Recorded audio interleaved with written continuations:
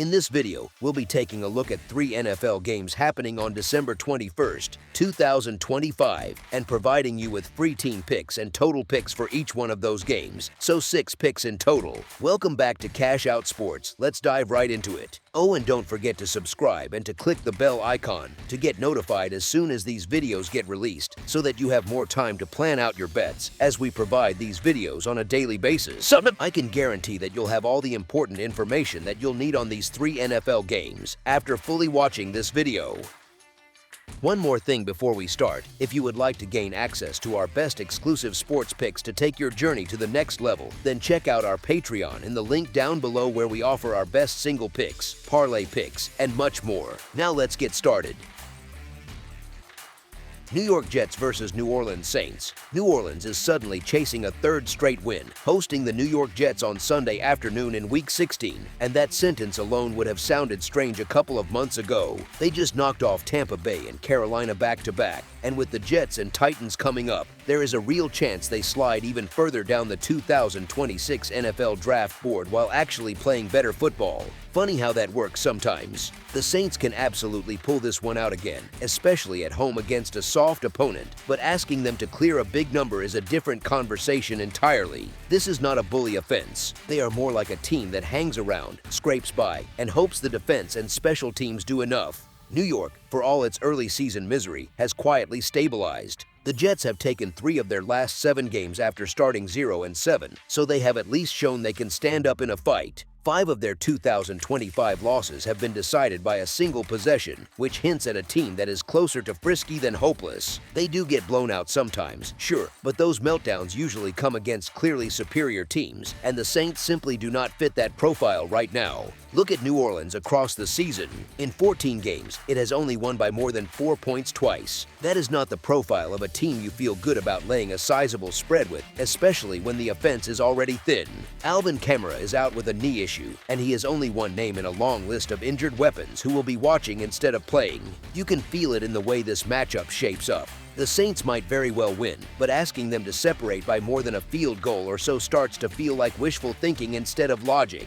Honestly, the part that seals it is simple. There is almost no situation where you would feel comfortable giving points with this version of New Orleans unless the opponent is in total free fall, like the Raiders or Titans at their worst. The Jets may be flawed, but they are not that.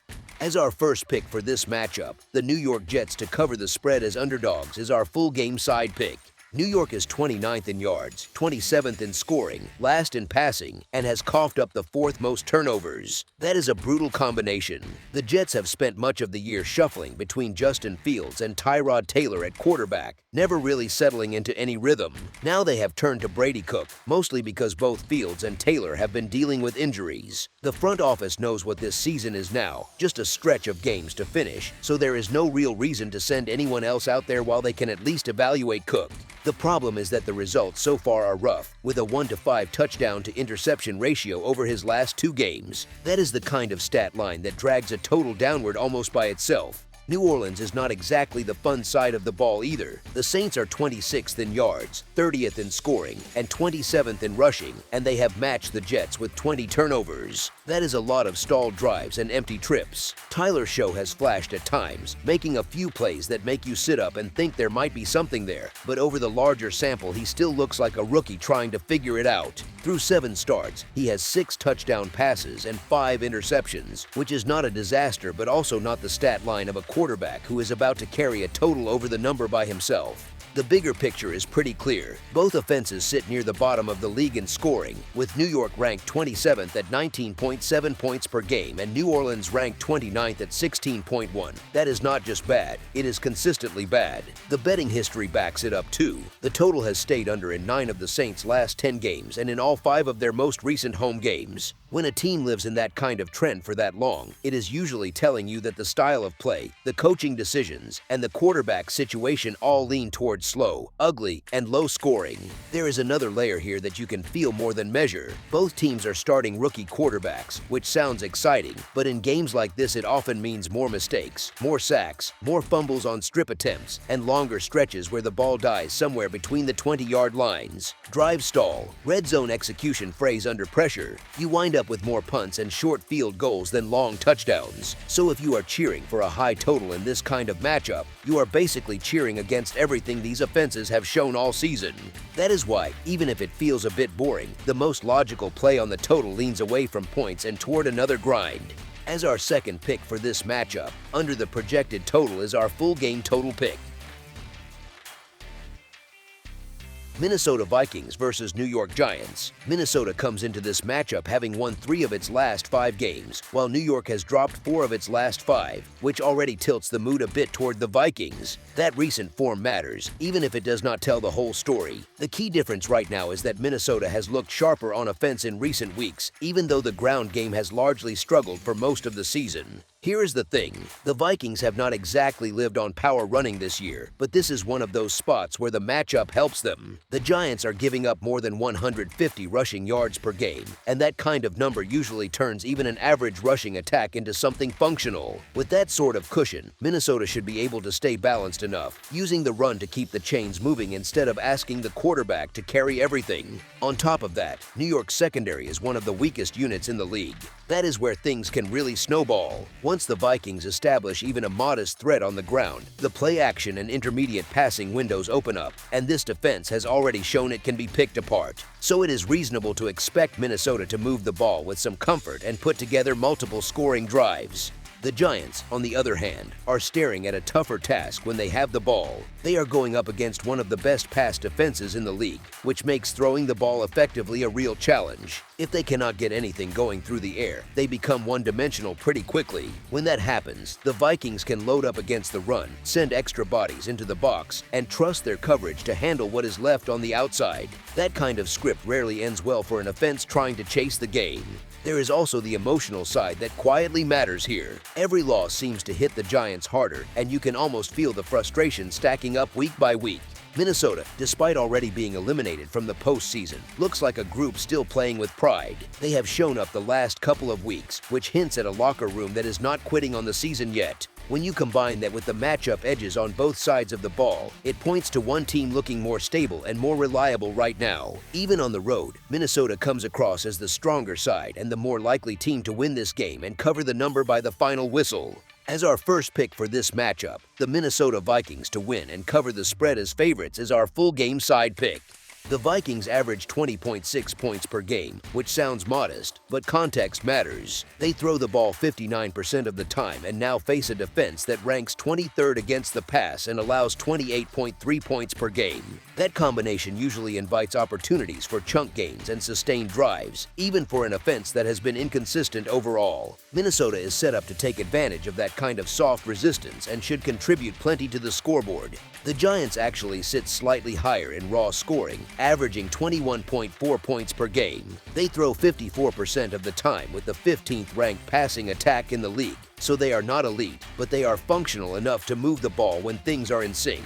They are matched up against a defense that ranks 5th against the pass and allows 21.9 points per game, which is a more difficult challenge on paper. Even so, that does not completely shut the door on their ability to score. It just means they may have to be efficient with their chances and lean on a mix of timely throws and a steady ground game to keep pace. So while the side analysis leans toward Minnesota stifling the Giants at key moments, the scoring numbers and usage rates suggest that both teams can still put points on the board. The Vikings project as the team doing most of the heavy lifting, but New York should still manage enough offense to help the combined total climb. History between these two teams quietly supports that idea as well. The Giants and Vikings have gone over the total in 2 of their last 3 meetings, which fits with the notion that when they share a field, things can tilt toward a higher score than you might expect from just looking at their flaws. Put all of that together, and it tilts the expectation toward these offenses doing just enough, on both sides, to push the final number over the posted total. As our second pick for this matchup, over the projected total is our full game total pick.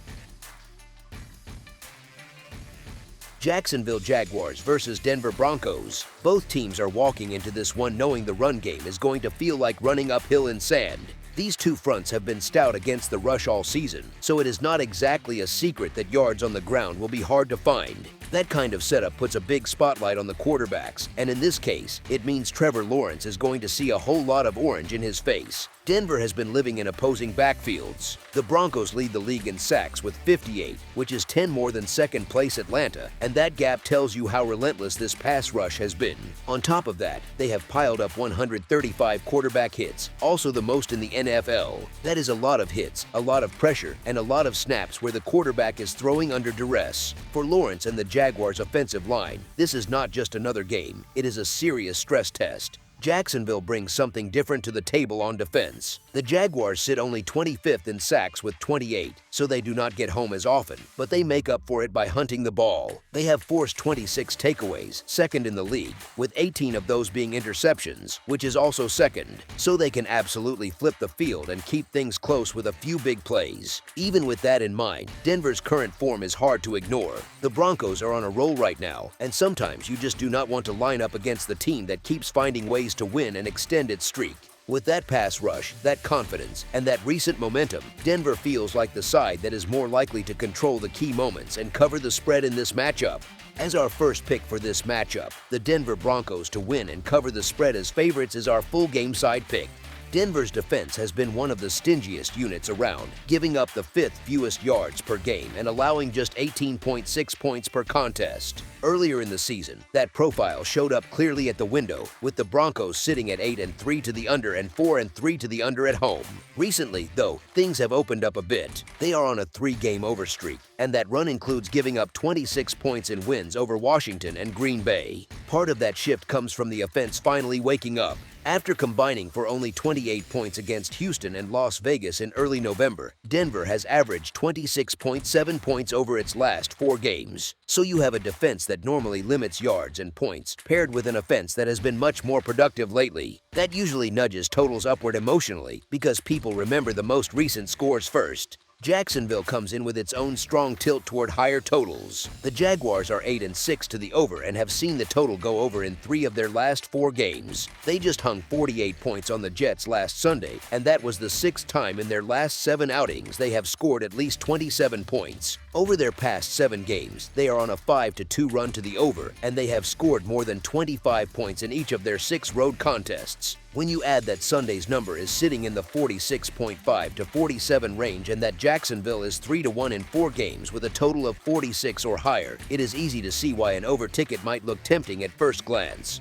There are a couple of important counterpoints, though. Denver has only played 1 game all season with a total above 46, that 44-24 win over Dallas, which easily cleared the 52-point number. That kind of scoreline sticks in the memory, but the rest of their profile leans more conservative. And while Jacksonville will likely try to force Broncos quarterback Bo Nix to throw, since the Jaguars rank first in rushing yards allowed per game at 86.3 and Denver is right behind them at second with 90.9, that pass-heavy script does not guarantee long, efficient drives. Sometimes it just means more incompletions and more punts. It is also worth remembering that some of Jacksonville's defensive numbers have been helped by games against 3 of the 6 weakest offenses since the start of November, the Jets, Raiders, and Titans, which can bend perception a bit. On top of that, there are some very clear ceiling signs on both sides. Denver just put up 34 points on Green Bay, but expecting them to get back to 30 again here feels like a reach, especially against this particular opponent. Jacksonville has not allowed more than 24 points in 5 straight games, which suggests they have tightened things up.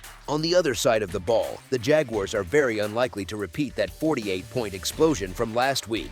Both offenses figure to throw the ball a lot because of how tough the run defenses are, but that does not automatically translate into smooth drives. They can still get stuck in long yardage situations, especially with Denver's defensive line collapsing the pocket around Lawrence. Jacksonville has been rolling offensively for most of the last 7 games, but now it is facing a top defense at altitude, with plenty of pressure on the line and top seed implications in the conference lingering in the background. That combination, strong defenses against the run, constant pressure on the quarterbacks, and recent defensive form, points more toward a tighter, lower-scoring contest than the recent point explosions might suggest.